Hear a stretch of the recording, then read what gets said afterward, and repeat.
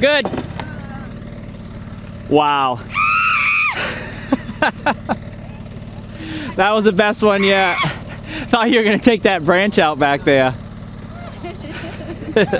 Okay, my name's Vic, of Boomerangs by Vic, and I have the Human Slingshot Bungee, as you can see here, and I'm going to show you exactly what I did to build it and everything it entails. Okay, so what we have that you sit in is a race car seat. I got the race car seat from Jegs Auto Performance online. I think it was maybe $40-something. And what I've done is attached a cable to the seat, as you can see. It bolts through, it goes under. They have mounts under here that I used, as you can see with the chain. You can get a good view of it right there. It comes up to a crossbar, and I've got clamps so that it won't feed through either side. This gives me a good level spot on both sides. Chain comes up around here, hooks in the middle. Okay. Now the seat itself, as you can see, I've got straps.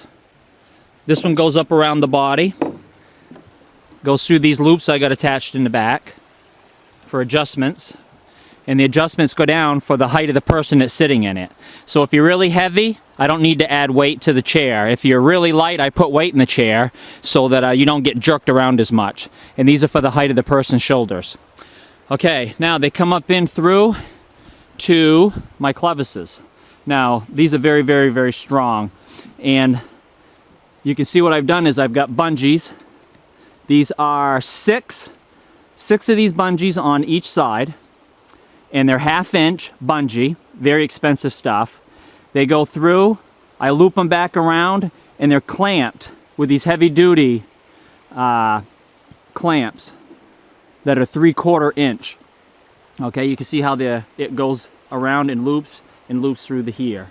It goes all the way up, I would say about 25 feet up this tree onto that pulley. Now the pulley I bought off of eBay. It's a crab lobster pulley that you see on ships that pull those great big cages up out of the water, thousands and thousands of pounds. So it's a little overkill for what I'm doing, but you're better off to be safe. The eye stud that goes through the tree almost goes all the way through, and it's very, very, very heavy hook to chain.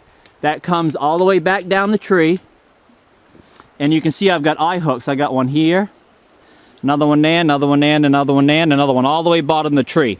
The reason I have several spots to hook would determine on the weight of the person. The heavier you are, the further down the tree I need to hook it. Okay, so these bungees will stretch their entire length 1 more time and a half before you reach the breaking point.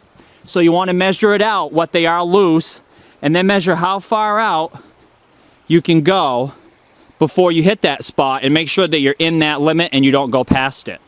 What I've done over here is I've hooked this is a bolt pulley, and that's just to hold the seat down while the person sits in it and gets hooked up. And you can see I'm hooked on right here. Okay? And now once they get in it, it loosens up and you can unhook it. Last but not least, it's hooked up to my tractor. This is just a basic nylon rope. This is the only thing this is what the person hangs on to when they're using it. Hey Spence, you want to come over and feed the rope through so they can see how it's done? And all you're doing on this side is I'm feeding the rope up through this hole. And we usually go up through and around 3 times. That's 2. And that's 3. And the person sitting in the chair hangs on to this. So when they get far enough out, I just tell them to let go, and the rope feeds back through, and off they go. And that is about it. If you have any questions, you feel free to ask down in the comments, and I hope you liked it, and I'll show you a couple right now. I'll tell you right when to let go. Okay.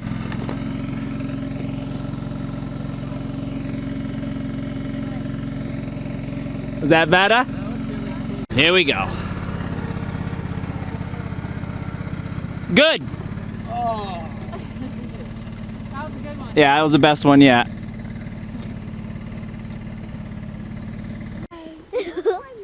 Yep. How's that?